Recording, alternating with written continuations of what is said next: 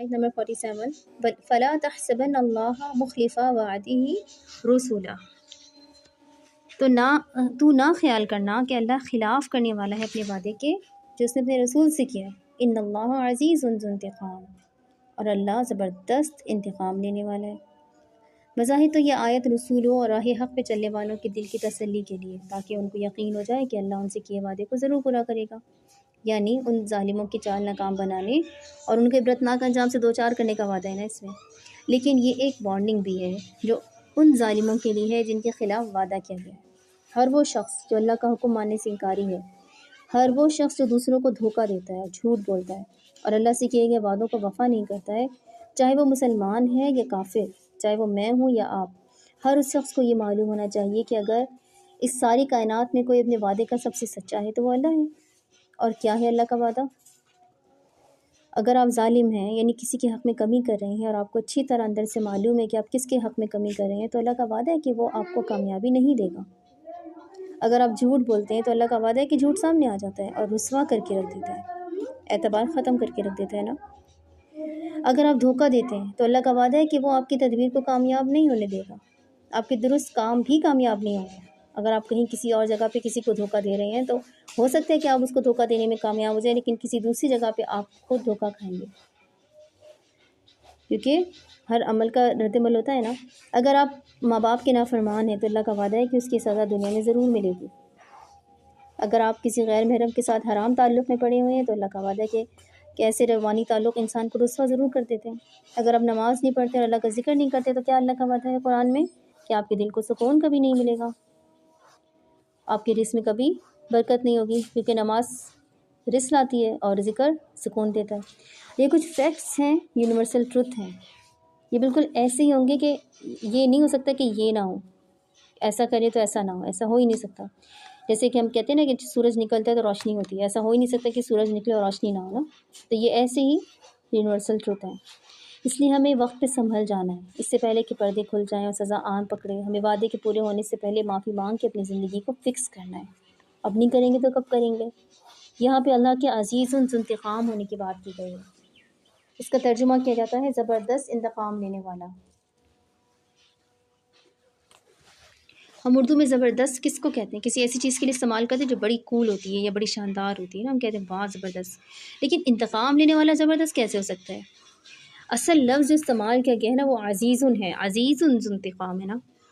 عزیز کا مطلب یاد ہے ہم نے پڑھا تھا شروع کی آیت میں، تو اتھارٹی والا، یہ جس کے پاس قوت ہو، اتھارٹی ہو، کنٹرول ہو، اور اسی کی عزت کی جاتی ہے نا عموماً، جس کے پاس کنٹرول اتھارٹی ہوتی ہے۔ زبردست کا بھی یہی مطلب ہے کہ وہ جس کا ہاتھ اوپر ہو، یعنی زبر اوپر لگتا ہے نا، زبر، اسی سے زبردست نکلا، دست بازو کو کہتے ہیں ہاتھ کو، یعنی جو آپ کے اوپر اتھارٹی رکھتا ہو۔ اس لیے لوگوں سے نہیں ڈرا کریں، یہ کچھ نہیں کر سکتے، کسی کا کچھ نہیں بگاڑ سکتے۔ اللہ کو اپنی سائڈ پہ رکھیں، اللہ کو اپنے عمل سے اپنے حق میں رکھیں، تاکہ اللہ انتقام لے آپ کی جگہ آپ کے دشمنوں سے۔ ہماری زندگی بھی تو اللہ ہی کنٹرول کر رہا ہے نا، اور دشمنوں کی زندگی بھی اللہ کے ہاتھ میں ہے، وہ ان کی زندگی بگاڑ بھی سکتا ہے اور ان کو آپ کی زندگی بگاڑنے سے روک بھی سکتا ہے۔ اس لیے صرف اللہ سے ڈرنا ہے، تقویٰ۔ اور تقویٰ کیا ہوتا ہے؟ گناہوں سے بچنا۔ جب ہم گناہوں سے بچیں گے تو ہی اللہ ہماری سائڈ پر ہوں گے نا۔ ہم نے کیا کرنا ہے؟ ہم نے اللہ کی وعدوں پہ یقین رکھنا ہے۔ ہم سے اور بھی بہت سے وعدے کیے گئے اللہ تعالیٰ نے، اگر ان کو ہم تھوڑا تفصیل سے دیکھیں، اگر ہم اللہ کا ذکر کریں گے تو کیا ہوگا؟ دل کو سکون ملے گا۔ اللہ کی بات مانیں گے تو ساری کائنات ہماری بات مانے گی، ساری مخلوقات ہمارے تسخر میں ہوگی، ہمارے مسخر ہو جائے گی ساری کائنات، چاہے وہ انسان ہو، چاہے جانور، چاہے پرندے، اور چاہے بے جان اشیاء۔ اگر ہم دوسروں کی فلاح کے کام کریں گے تو ہماری عمر میں برکت دی جائے گی۔ اگر ہم اپنی ایمان کی زمین کو مضبوط کریں گے تو ہمیں شجر طیبہ جیسی پاک زندگی عطا کی جائے گی۔ اگر ہم بڑے گناہوں سے بچیں گے تو اللہ تعالیٰ چھوٹی چھوٹی جو ہماری بری عادتیں ہیں نا، جنہیں ہمیں پتہ ہی نہیں ہوتا کہ یہ گناہ ہے، وہ بھی اللہ تعالیٰ خود ہی ختم کر دے گا۔ اگر ہم استغفار کی کثرت کریں گے تو اللہ تعالیٰ ہمیں بیٹوں سے اور رزق سے اور پانی سے، بارش سے نوازے گا۔ اگر ہم اللہ سے ڈریں گے تو اللہ ہمیں وہاں سے رزق دے گا جہاں سے ہم نے گمان ہی نہیں کیا ہوگا۔ اگر ہم اللہ پہ بھروسہ کریں گے اور اس کے خوف سے وہ گناہ چھوڑ دیں گے جو اس کو شدید ناپسند ہیں، تو اللہ ہمارے لیے ہر مشکل سے نکلنے کا راستہ بتائے گا۔ اگر ہم صرف اللہ کی رضا کے لیے حرام کو چھوڑ دیں گے تو وہ ہمیں وہی چیز یا اس کا نعم البدل حلال بنا کے عطا فرما دیں گے۔ اگر ہم قرآن کو اپنی ڈیلی لائف میں شامل کریں گے تو یہ قرآن قیامت کے دن ہماری سفارش کرنے خود آئے گا، بلکہ ہماری مرتی خبر میں آ جائے گا۔ اگر ہم اللہ کو یاد رکھیں گے تو وہ ہمیں بھی یاد رکھے گا، اور سب سے بڑھ کے جو ڈرے گا اپنے رب کے سامنے کھڑے ہونے سے اور اپنی زندگی کو اس ملاقات کے لحاظ سے چلائے گا جو اللہ سے ہمیں ملنا ہے، تو اسی کو ایک دن وہ ملاقات بھی نصیب ہوگی، وہ ملاقات جس کے بارے میں ہم سوچتے بھی نہیں ہیں نا، نہ اس کی ہم پلاننگ کرتے ہیں، نہ ہم اس ملاقات کی اہمیت کا اندازہ ہے۔ ہماری ساری زندگی اس ایک ملاقات کی طرف جا رہی ہے نا، وہ ایک میٹنگ جو اللہ سے ہماری ہونے والی ہے۔ یہ جو ہماری عمر بڑھ رہی ہے، ہم ہر پل موت سے قریب ہو رہے ہیں، یہ سب ہمیں اس دن کی طرف لے کر جا رہے ہیں جب یہ فیصلہ کیا جائے گا کہ کیا ہم اس ملاقات کے اہل بھی ہیں، کیا ہمیں اللہ تعالیٰ اپنے سامنے کھڑا ہونا پسند بھی کرے گا۔ وہ جو ہر روز 5 وقت اپنے رب سے ملاقات کرنے سب کام چھوڑ کے اٹھتے ہیں، بس انہی میں سے ہوں گے نا کچھ لوگ جن سے اللہ تعالیٰ ملنا پسند کرے گا۔ آواز آ رہی ہے رافیہ؟ ہاں، آپ کی آواز بیچ میں کٹ گئی تھی، تھوڑی سی۔ ہاں، میں بتا رہی تھی کہ ہماری ساری زندگی جو ہے وہ ایک ملاقات کی طرف جا رہی ہے اللہ سے، ایک میٹنگ جو اللہ سے ملنے والے ہیں نا۔ یہ جو ہماری عمر بڑھ رہی ہے، ہم ہر پل موت کے قریب ہو رہے ہیں، یہ سب ہمیں کس دن کی طرف لے کے جا رہے ہیں؟ اللہ سے ملنے کے دن کی طرف، جب یہ فیصلہ کیا جائے گا کہ کیا اللہ تعالیٰ ہم سے ملنا بھی پسند کر رہے ہیں کہ نہیں۔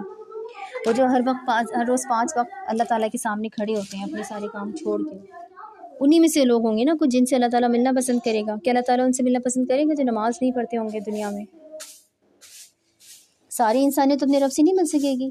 انسانوں کی کثیر تعداد جس نے ساری عمر اپنی خواہشات کے پیچھے بھاگ کر گزاری ہوگی اور اللہ کے حرام حلال کی حدود کو بار بار کراس کیا ہوگا، کیا وہ اپنے رب سے مل سکے گا؟ نہ جانے اپنے رب سے ملنے والے کتنے لوگ ہوں گے، چند ہزار، چند لاکھ، چند کروڑ، چند ارب، ہمیں نہیں معلوم کتنے انسان آئیں، کتنے مزید آئیں گے، لیکن رب سے سب تو نہیں مل سکیں گے نا۔